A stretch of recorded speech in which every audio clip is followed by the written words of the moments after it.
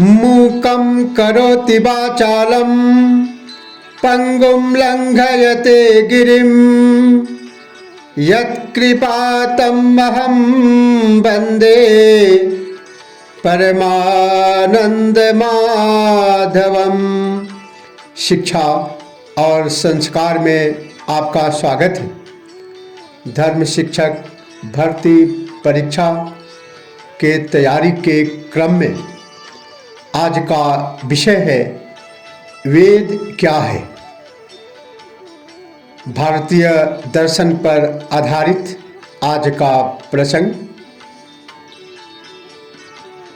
आर्टिजेशियो धर्म गुरु के परीक्षा में पूछे जाने वाले द्वितीय प्रश्न पत्र और साक्षात्कार में सफलता के उद्देश्य से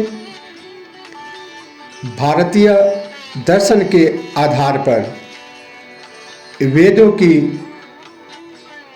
प्रस्तुति किया गया है। वेद क्या है? वेद शब्द विद धातु से बना है, जिसका अर्थ है ज्ञान या ज्ञान का संग्रह। वेद चार है: ऋग्वेद, यजुर्वेद, सामवेद और अथर्ववेद। इन चारों में सबसे प्राचीन ऋग्वेद है। ऋग्वेद, इसमें 10 मंडल अर्थात 10 अध्याय हैं। इसमें 10,552 ऋचाएँ हैं। कुछ विद्वानों के अनुसार 10,600 से ज़्यादा ऋचाएँ इसमें संग्रहित हैं। इन ऋचाओं में कई प्राकृतिक शक्तियों की स्तुतियाँ हैं, जैसे जल देवता, वायु, अग्नि, धरती, आसमान और सूर्य आदि अनेक देवताओं के स्तुतियाँ, मंत्र व प्रार्थनाएं हैं। दूसरा वेद यजुर्वेद, यह 2 प्रकार का है, या यूँ कहें कि यह 2 भागों में बटा है, शुक्ल और कृष्ण। शुक्ल यजुर्वेद और कृष्ण यजुर्वेद। इस वेद में अधिकतर कर्मकांड या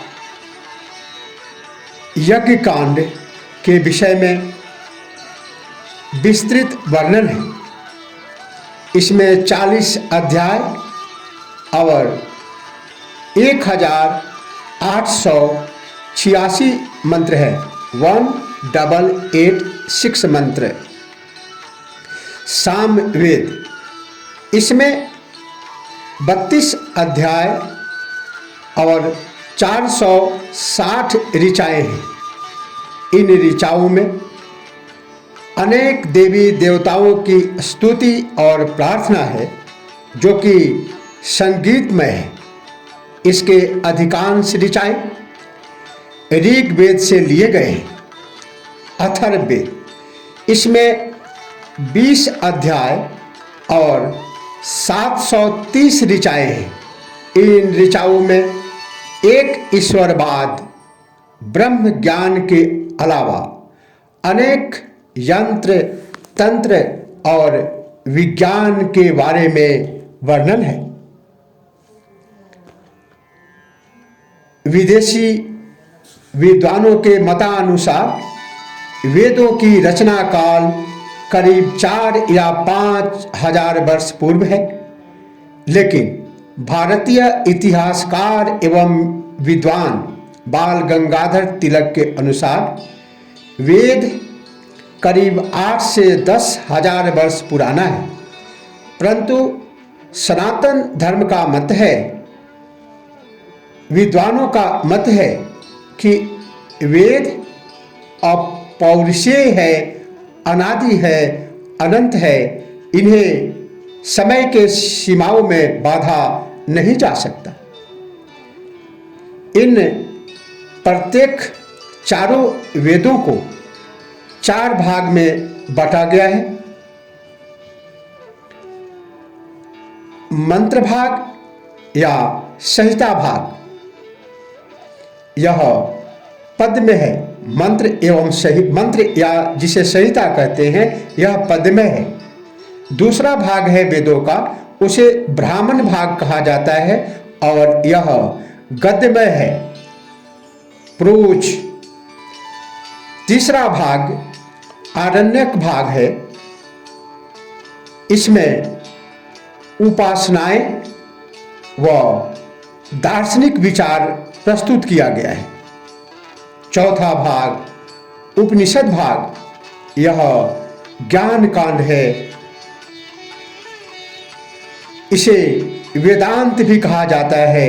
वेदों के अंत का समय वेदांत और वह भाग उपनिषद कहलाता है। सर्वप्रथम मंत्र भाग, जिसे संहिता भी कहते हैं, यह वेद का मुख्य या मूल भाग है। दूसरा भाग ब्राह्मण भाग में इन्हीं मंत्र भाग के, संहिता भाग के मंत्रों की टिप्पणियां हैं। तीसरा आरण्यक भाग में जंगल के बीच किए जाने वाले अनेक कर्मकांड और उपासना पद्धति के विषय में वर्णन है। वेदों में वर्णित विषयों को 3 भागों में विभाजित किया जाता है: कर्मकांड, उपासना कांड और ज्ञान कांड। कर्मकांड के अंदर विविध प्रकार के यज्ञों द्वारा स्वर्ग प्राप्ति या अपनी इच्छा पूर्ति का वर्णन है। उपासना कांड में विशेष प्रार्थनाएं एवं पूजा विधान है। ज्ञान कांड दार्शनिक विषय है, जो ईश्वरीय ज्ञान है। कहते हैं वेद अपौरुषेय है, वेद का रचयिता कोई नहीं है। वेद में उस सत्य का वर्णन है जिसका दर्शन कुछ विद्वानों एवं ऋषियों को हुआ। वेद को श्रुति भी कहा जाता है। इसमें लौकिक अलौकिक सभी विषयों का ज्ञान भरा हुआ है। वेद सामान्यतः जो 4 बताए गए हैं, ऋग्वेद, यजुर्वेद, सामवेद और अथर्ववेद, इन वेदों में एक वेदत्रयी शब्द भी आता है। वेदत्रयी शब्द से 3 ही वेदों का उल्लेख होता है। सायणाचार्य प्रभृति विद्वान 3 ही वेद स्वीकार करते हैं। त्रयो वेदाः। स्वामी विद्यानंद विदेह प्रभृति मूलतः एक ही वेद मानते हैं और चारों वेदों को 4 अध्याय मानते हैं। वेद का प्रथम अध्याय ज्ञान कांड है, जिसे संहिता या मंत्र भाग कहा गया है। यही ऋग्वेद है। दूसरा अध्याय कर्म कांड है, यह यजुर्वेद है। तीसरा अध्याय उपासना कांड है, यह सामवेद है। और चौथा अध्याय ज्ञान व विज्ञान कांड है, यह अथर्ववेद है। चारों वेदों का संबंध यज्ञ से है। यज्ञ करने से 4 प्रकार के ऋत्विजों की, 4 प्रकार के ऋत्विज की आवश्यकता होती है, जो होता, उद्गाता, अध्वर्यु और ब्रह्मा कहलाते हैं। सर्वप्रथम होता, यह ऋग्वेद का ऋत्विज है, जो ऋग्वेद की ऋचाओं का पाठ कर यज्ञ कार्य का संपादन करता है। परीक्षा में इस तरह से प्रश्न किया जा सकता है कि ऋग्वेद का ऋत्विज कौन है, तो इसका उत्तर है होता। इसी प्रकार से अन्य विषयों को भी समझना चाहिए। दूसरा है उद्गाता। यह सामवेद का ऋत्विज है जो सामवेद के मंत्रों का पाठ कर यह कार्य संपन्न कराता है। तीसरा अध्वर्जु। यह यजुर्वेद का ऋत्विज है जो यजुर्वेद के गद्यात्मक मंत्रों का पाठ कर यज्ञ संपन्न कराता है। चौथा ब्रह्मा। यह यज्ञ का अध्यक्ष माना जाता है। इसका कार्य यज्ञ की सभी प्रकार से रक्षा करना है। इसे तीनों वेदों का ज्ञान रहता है। वेदों के अनुसार मानव जीवन का लक्ष्य ज्ञान और सुख की प्राप्ति है। वैदिक ऋषियों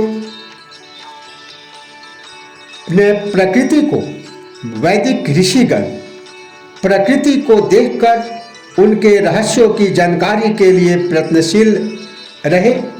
संसार के दुखों से पूर्णतः परिचित दिखते हैं। सांसारिक दुखों से छूटने की अभिलाषा भी उनके मन में निहित है। ज्ञान और सुख जीवन का परम लक्ष्य है, जिसकी प्राप्ति जीवात्मा और परमात्मा के एकता से संभव है। वेद में जगत को सत्य माना गया है। वेद में अनेकेश्वरवाद की स्पष्ट झलक मिलती है। यद्यपि अनेक देवताओं को माना जाता है, फिर भी विशेष पर शासन करने वाला एक ही है। एक सद विप्रहा बहुधा वदन्ति, सो वै ब्रह्मा सो वै विष्णु सो परम पितामह।